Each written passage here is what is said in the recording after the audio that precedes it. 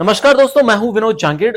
आज हम सीखने वाले हैं टैली में दो ऐसे ऑप्शन। अगर आप गुड्स का काम करते हो तो आपके लिए वो बहुत ज्यादा जरूरी होने वाले, क्योंकि जब भी हम गुड्स परचेज या सेल का काम करते हैं तो हमें आइटम का नाम लिखना जरूरी होता है, और किसी भी आइटम का नाम लिखने से पहले हमें उसको मापने की इकाई लिखना जरूरी होता है, जिसे यूनिट कहा जाएगा। टैली में इसे कैसे यूज करें, इसके लिए चलते हैं कंप्यूटर की स्क्रीन पर। सबसे पहले हमें टैली के स्टार्टिंग विंडो से क्रिएट ऑप्शन पर क्लिक करना है। यहां से जब हम नीचे आएंगे इन्वेंटरी मास्टर्स में, तो यहाँ एक ऑप्शन आता है यूनिट। अब अभी हमारा जो कंपनी है, ये मान लो कंप्यूटर खरीदने और बेचने का काम है, तो यहाँ पे क्या होगा, कीबोर्ड माउस वगैरह ये सारी चीजें परचेज करी जाएगी। तो इनको मापने की इकाई हमेशा पीस में या नंबर्स में होती है।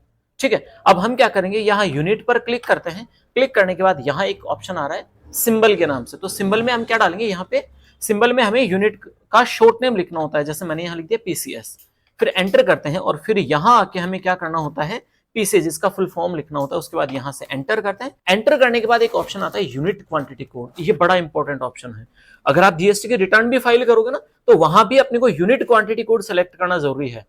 अब अगर आपने यहां से गलती कर दी ये कोड सेलेक्ट करने में, तो आपकी जीएसटी की रिटर्न भी गलत हो जाएगी। तो इसके लिए क्या करना होगा, यहां से सही कोड सेलेक्ट करना जरूरी है। तो यहां से पीसीएस और पीसीएस का कोड सेलेक्ट कर लिया। उसके बाद ऑप्शन आ रहा है नंबर ऑफ डेसिमल प्लेसेस। कुछ यूनिट्स ऐसी होती हैं जिनको हम डेसिमल में काउंट कर सकते हैं। जैसे बात करें किलोग्राम की, तो हम कभी भी जैसे बोलते हैं भाई 3.5 kg चीनी दे दो, तो वहां पे पॉइंट के बाद कुछ डिजिट्स आ रहे हैं। लेकिन पीस में क्या होता है, पीस में कोई डिजिट नहीं होता पॉइंट के बाद। तो हम क्या करेंगे, यहाँ हमेशा जीरो रखेंगे पीस जब भी बनाएंगे तब। तो यहां से एंटर करके इसको सेव कर देंगे। यह है यूनिट बनाना। ऐसे ही जैसे किलोग्राम का और यूनिट बनाना अपन, तो यहाँ केजीएस करते हैं और यहाँ पे किलोग्राम का फुल फॉर्म लिख, और यहां से आते हैं केजीएस। ठीक है, ये किलोग्राम्स लिख दिए, कोड सही सेलेक्ट कर लिया। अब हमें नंबर ऑफ डेसिमल प्लेसेस में आके यहाँ के 3 डालने पड़ेंगे। अब 3 क्यों लिखना है, ये भी बड़ा इंपॉर्टेंट है। 2 भी तो लिख सकते थे, 1 भी तो लिख सकते थे, लेकिन यहाँ 3 लिखने का रीजन क्या है। एक्चुअली किलोग्राम का जो छोटा यूनिट होता है वो होता है ग्राम, और 1 किलो में होता है 1000 ग्राम। 1000 में जितने जीरो हैं उतने ही डिजिट अपने को यहां लगाने हो। ठीक है, तो यहां 3 लगाया और एंटर करके इसको क्या कर देंगे, सेव कर देंगे। तो ऐसे यूनिट्स बनते हैं। अब इन यूनिट्स का यूज कहां होगा, अब हमारी कंपनी का काम, अभी मैंने शुरुआत में बताया कंप्यूटर पार्ट्स का है, तो हम क्या करेंगे, यहाँ कंप्यूटर पार्ट्स का नाम लिखेंगे। तो बैक करेंगे। बैक करने के बाद हमें यहाँ आना है स्टॉक आइटम्स पर।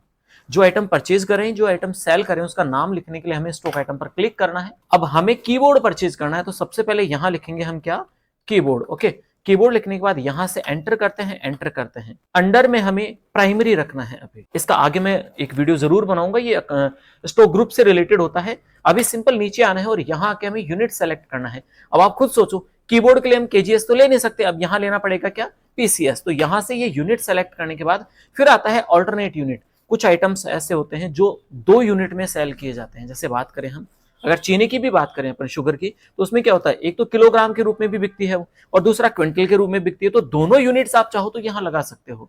अभी कीबोर्ड के लिए नॉट एप्लीकेबल कर दूंगा यहाँ पे। यहां आता है बीओएम। ये बीओएम क्या है, अगर आपकी कंपनी गुड्स मैन्युफैक्चर करने का काम करे तो वहां आपके ये बीओएम ऑप्शन यूज आता है। ठीक है, यहां इसको नो रखना है। आगे चल लेते हैं, फिर आता है एप्लीकेबल, फिर नीचे आते हैं एंटर। अब यहां आके हमें डालना है एचएसएन कोड। तो कीबोर्ड का जो एचएसएन कोड होगा वो हमें यहाँ स्पेसिफाई डिटेल्स हियर पर क्लिक करना है और फिर यहाँ कोड लगाना है। अभी मैं केवल एग्जांपल के लिए कुछ भी कोड लगा रहा हूं यहाँ पे। जैसे मान लो ये मैंने कोड लगा दिया, एंटर कर दिया। अब आपको ये कोड कहां से लगाना है, आपको एग्जैक्ट कोड लगाना है जो इस आइटम का है। तो आप जब परचेज करोगे गुड्स, तो परचेज के इनवॉइस में ये कोड लिखा हुआ आएगा, तो वो कोड आपको यहाँ लगाना है। अब नीचे आके फिर हमें लिखना है यहाँ पे डिस्क्रिप्शन। डिस्क्रिप्शन में मैं लिख रहा हूँ गुड्स। अब ये लिखने का रीजन क्या है, इसमें बड़ा सिंपल सा देखो एक लॉजिक है। पिछली क्लास में हमने पढ़ा था एचएसएन और एसएससी। अगर आप गुड्स परचेज या सेल करते हो तो एचएसएन यूज किया जाएगा, और अगर सर्विस परचेज या सेल करते हो तो आपको यहाँ पे एसएससी यूज करना होगा। अब मैंने अगर यहाँ पे डिस्क्रिप्शन में गुड्स लिखा है, तो इसका मतलब ये होता है कि ऊपर जो मैंने कोड लिखा वो एचएसएन कोड है। लेकिन अगर मैं यहाँ सर्विस लिखता तो उसका मतलब क्या होता कि मैंने ऊपर जो कोड लिखा है वो एसएससी कोड है, सर्विस का कोड है। ठीक है, अभी मैं यहाँ से एंटर करके नीचे आता हूँ। फिर यहाँ से जीएसटी के रेट की डिटेल डालनी है। यहाँ लिखना है अपने को स्पेसिफाई डिटेल हियर, कि भाई इस आइटम पर कितना जीएसटी लग रहा है। तो यहाँ से हम टैक्सेबल को लेंगे। वैसे देखो यहाँ 4 ऑप्शंस आ रहे हैं, एग्जेम्प्ट और निल रेटेड और नॉन जीएसटी। ये 0 रेट के जो आइटम्स होते हैं उनके लिए यूज किया जाते हैं। अभी हमें टैक्सेबल लगाना है और फिर यहाँ आके टैक्स की रेट लगानी है। एग्जाम्पल के लिए मैं यहाँ पे 18% लगा देता हूँ, एंटर करा। अब नीचे देखो 2 पार्ट्स में डिवाइड हो गया, 9% और 9%। एक्चुअली ये क्या चीज है, अगर आप अपने ही स्टेट से परचेज या सेल करते हो तो आपको वहां पे सीजीएसटी और एसजीएसटी, मतलब जीएसटी को 2 टुकड़ों में डिवाइड करना होगा। लेकिन अगर अदर स्टेट से परचेज करते हो या अदर स्टेट में सेल करते हो तो आपको जीएसटी को एक साथ लिखना होगा आईजीएसटी के रूप में। इसलिए ऊपर देखो यहाँ पे 18% एक साथ लिखा हुआ है और नीचे उसके दो टुकड़े हो गए, एक सीजीएसटी का और दूसरा एसजीएसटी का। ये लिखने के बाद हमें यहां से एंटर करके नीचे आना है। फिर आता है एप्लीकेबल फॉर रिवर्स चार्ज। कुछ प्रोडक्ट ऐसे होते हैं जिन पर रिवर्स चार्ज लगता है, उनके लिए हम यस करेंगे, अदरवाइज नो रखना है। एंटर करते हैं। फिर आता है टाइप ऑफ सप्लाई। एक छोटी सी चीज बैक करता हूं, ये रिवर्स चार्ज जो है इसका भी एक अलग से अपना एक टॉपिक है और ये बड़ा इंपॉर्टेंट टॉपिक है जीएसटी के लिहाज से, तो ये हम जरूर पढ़ेंगे, है ना। अभी अपन आगे चलते हैं, एंटर करते हैं। टाइप ऑफ सप्लाई, यहाँ पे क्या करना है, अपने को गुड्स सेलेक्ट करना है। अगर ऊपर सर्विस का अगर अपन नाम लिख रहे होते तो यहाँ सर्विस लगा लेते हैं। एक आता है कैपिटल गुड्स, तो जो हमारी फिक्स एसेट होती है उनके लिए हम क्या कर सकते हैं, यहाँ कैपिटल गुड्स ले सकते हैं। तो अभी तो हम यहाँ से गुड्स लेके एंटर करके इसको सेव कर देते हैं और कुछ भी नहीं करना।